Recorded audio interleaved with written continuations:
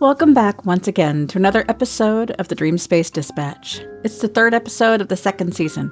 How did we get to March already? Last time I checked, it was still February, and we were all irritated by Puxatawny Phil's shadow scene here in PA. The nerve, the audacity. Not a great deal has changed here in the Dreamspace. The new water heater is working great. Still dealing with a few health things that are being investigated, but all in all, Monet, Thimble, Felipe, Sol, and I are all, well, we are yearning so much for the warmer weather. But enough about me and my little corner of the world. How are you all doing? What's going on? Tell me everything, all of the tea. I'm listening. Drop it in the comments or hit me up in my socials. All of that information will be in the description below. I genuinely want to know. So now that we're all here and caught up with each other, let's talk. I want to tell you a little bit more about how I ended up here, doing this, building the Dreamspace, because it wasn't exactly a vision board moment. I didn't wake up one day and think, you know what? I'm going to become an entrepreneur. I want to run a business. That sounds fun. Let's do that. It was more like I looked around at my options and realized that this was the one that made the most sense for my life, the body I have, and the brain that I have. I'm disabled. I have chronic pain from spondylolisthesis. I'm autistic. I have ADHD, and I have some thyroid issues and some autoimmune stuff that we're investigating. And I have tried, genuinely tried, to work what I call normal people jobs. But between the chronic pain, the late autism diagnosis, years of unmasking, and just the sheer exhaustion of trying to exist in spaces that weren't built for people like me, like you, it wasn't sustainable. It was survival mode. And survival mode is exhausting. Here's the thing, though. I'm disabled, but not disabled enough. If you know, you know. The system that's supposed to catch people like us has a lot of gaps. And a lot of us fall right through the system. So you figure it out. You build something. Not because you dreamed of being a business owner, but because you needed to eat. That's reluctant entrepreneurship. And that's what we're talking about today. So here's what we've got on the table for this episode. We're going to do our Dreamspace weather report, which feels very relevant right now, actually. Then we're going to dig into the reality of reluctant entrepreneurship, what it is, why so many disabled and neurodivergent people end up here, and why it's worth talking about honestly. From there, we'll get into the practical side of things in ink and income, and then I'll leave you with one thing you can actually do, because I always want you to walk away with something real, and then we'll wrap up and head out. No surprises, just us, chatting. So let's get into it.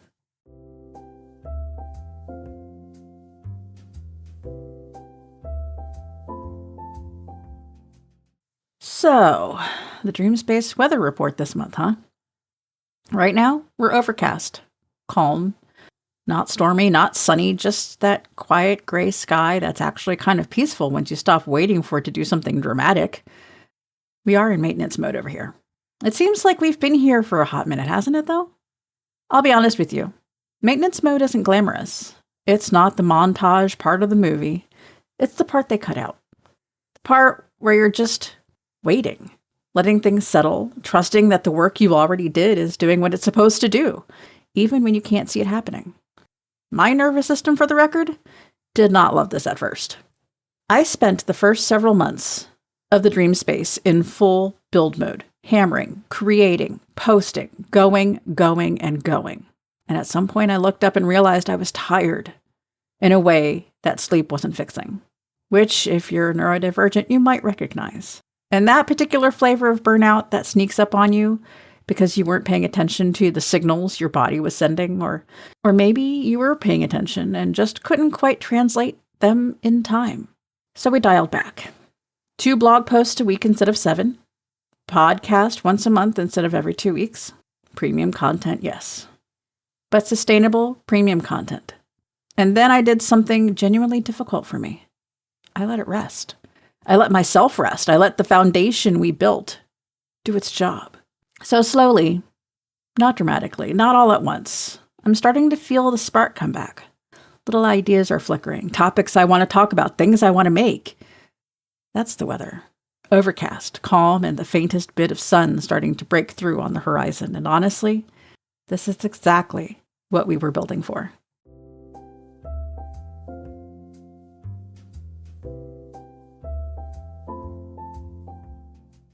Let's talk about reluctant entrepreneurship today.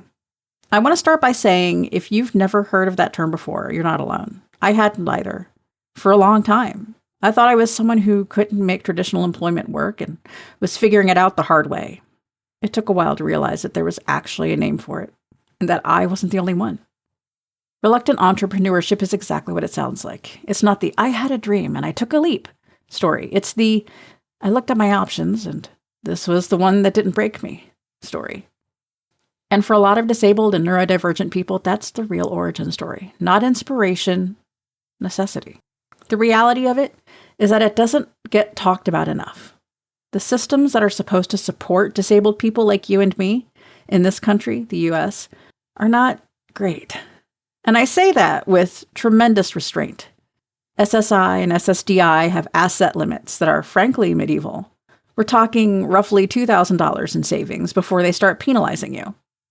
You can't have too much. You can't earn too much. Some people have to sell things they own just to stay eligible. Some people make the genuinely heartbreaking decisions to not marry or to divorce because a spouse's income or assets would disqualify them from the benefits keeping them alive. And that's if you can get benefits in the first place. Because here's the other thing. A lot of us are disabled, but not quite disabled enough. You know what I mean? You go through the process. You fight for it, sometimes multiple times, and sometimes for years, and the answers come back. Every time. No. You have been denied.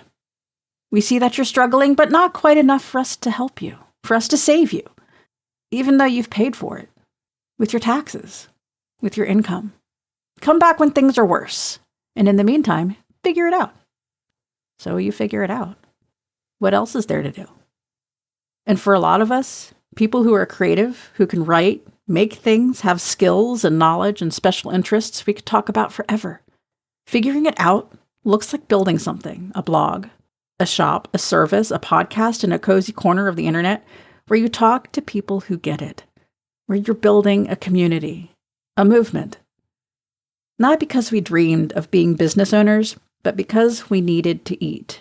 We needed our medication. We needed to contribute and be productive and use our brains without destroying our bodies in the process. Because being disabled is expensive. It's exhausting, and the world was not particularly designed with us in mind. And I want to be clear about something. Disabled people are not incapable, not even close. A lot of us, when we have reasonable accommodations, when we can control our environment, our schedule, our sensory input, our workload, we are extraordinarily capable.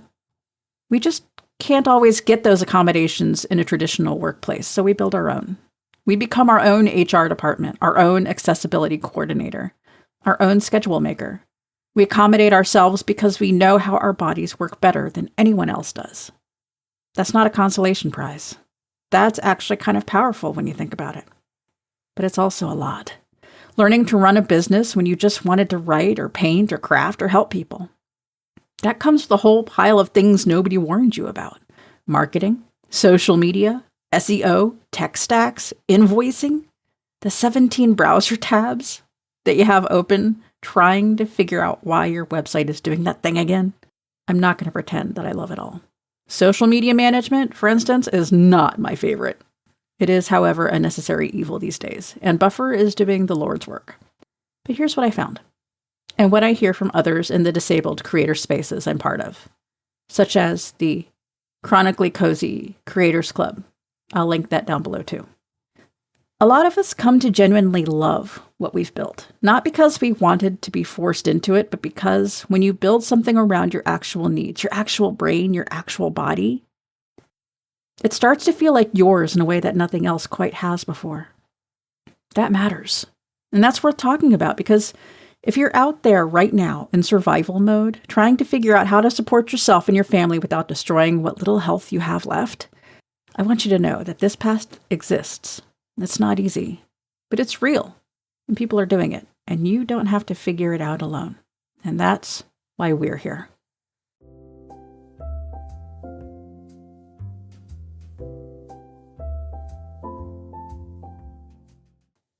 So let's talk about that.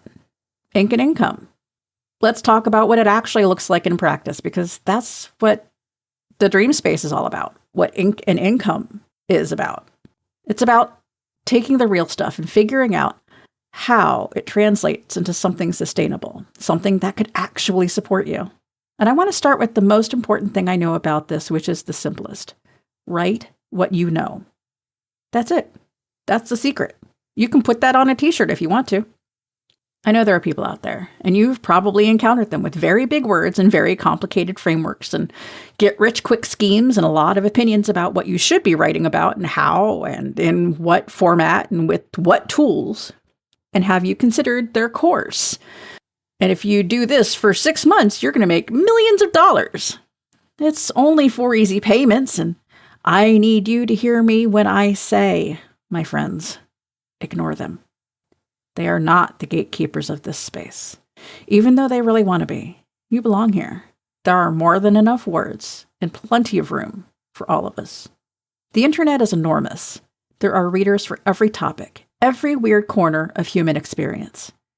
Whatever you know deeply, your special interests, the things that you could info dump about, whatever you could talk about for 3 hours without stopping, that is your material. That is your blog. That is your podcast. That is your shop, your newsletter, whatever you want to build. Autistic people, I'm looking at you specifically for a second. Your special interests that you have, the ones that have become your hobbies, your obsessions, the one thing you could write about forever, and the one thing where you have to stop yourself from info dumping because you're worried people will get tired of it and tell you that you're too much, that, my friends, is a resource. That is content. There are people out there who want exactly that information delivered with exactly that level of enthusiasm and depth. Find them. Write for them. They will come to you. You might just be building a community without even realizing it. You hold the secret in your mind. Now, the practical reality of blogging and building an online presence as a disabled person, let's be honest about what that actually involves, because I don't want to sell you a fantasy or a get-rich-quick scheme. That's not what I'm about. It does involve writing, yes, but it also involves learning a little bit about SEO, which sounds scary. It is actually just the practice of making sure people can find what you wrote. It involves some social media, which I personally find tedious, but there are tools that make all of this manageable. I use Buffer. I batch my content, and I try not to think about it more than I have to. It involves building what I call a tech stack, which is just a fancy way of saying the tools you use to make the whole thing run. Automate what you can without losing yourself or your voice in the process. And a lot of these tools have free versions. You don't need to spend a fortune to start, because believe me, I don't have a fortune either. What you need is a place to write. You need something to say, and you need to show up consistently, not constantly. And these are different things. Consistently means at a pace you can actually maintain with the body and brain you have, not the body and brain hustle culture thinks you should have. That's the whole model. That's what I built the Dreamspace on. Quality over quantity. Sustainable over burnout. Building something sturdy enough that it can hold you on the days when you don't have much to give. And here's the thing about that foundation. Once you've built it, once you've put it to work, it keeps working even when you can't. That's what SEO does. That's what a good back catalog of content does. That's what your tech stack does for you. You write it once and it keeps finding people. It keeps being useful. It keeps existing in the world long after you've gone to lie down with a heat pack and your dog. Not that I would know anything about that. The point is, this is accessible. More accessible than most paths. It bends, it accommodates. It works around flare days and brain fog and the weeks where everything is a lot. It isn't perfect.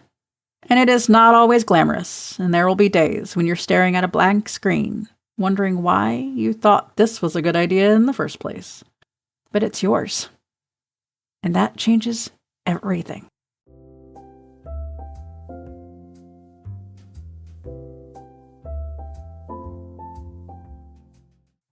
So let's talk about one thing you can actually do today, this week, this month to get you started. Just one. And I promised I would never give you cheesy tutorials. And I meant it. So here's the one thing. Sit with it for a moment. Just sit. Think about it. You don't have to answer it out loud. You don't have to post it anywhere. You don't have to send me an email. You don't even have to have a fully formed answer. Just let it rattle around in your brain for a little bit. What would you write if you knew nobody was going to judge you for it? That's it. That's the question. Because here's what I've noticed. A lot of us already know what we want to write about, and we've known for a while. We're just waiting for permission that no one else can give us. So I'm giving that to you myself. Right here from the Dreamspace office, in my desk chair. Maybe you want to write about your chronic illness journey. Maybe it's your special interest that you've been toning down in a polite way in front of company for years. Maybe it's your experience navigating the medical system or parenting while disabled or trying to hold a creative life together with duct tape and sheer stubbornness. Maybe it's something that feels too niche, too specific, or just too much. You ever heard that line that you were too much? You aren't too much. Your words aren't too much. The thing that you want to write about is not too much. Write it anyway. Write all of it. If you want to take it a tiny step further, maybe open a free account somewhere. Blogger is still free. WordPress has a free tier. Substack is free to start. You don't have to publish anything. You don't have to tell anyone. Just open the door a crack and see how it feels. I'll put some links in the description for free platforms to get started and a few resources for the writing side of things, including Purdue OWL, which is fantastic for learning how to research properly and write with credibility. And if you want to go a little bit deeper on the research piece specifically, we did an entire themed week on the Dreamspace blog about research. I'll link that too. No pressure, no timeline. Just one question and an open door.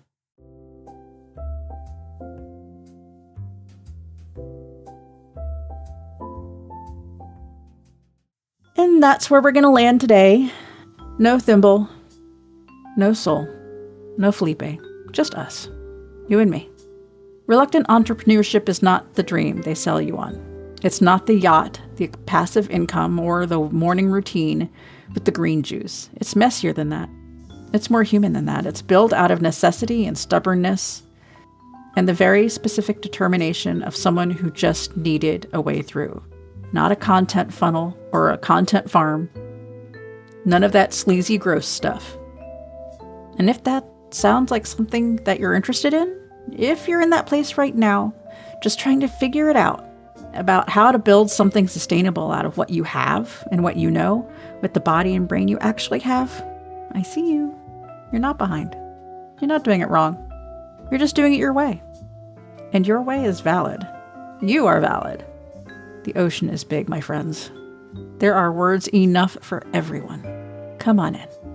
If today's episode stirred something up for you, a thought, a question, something you want to explore, drop it in the comments or hit me up on my socials.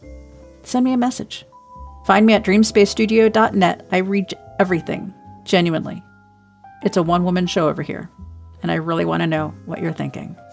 And if you're out there not quite sure where to start, go back to that question. What would you write about if no one knew? And if you're out there not sure where to start, go back to that question. What would you write about if nobody was going to judge you for it? Start there. Thank you for being here. Thank you for listening. Monet sends his regards as always. Keep writing. Keep going. We'll talk again soon. Bye, y'all.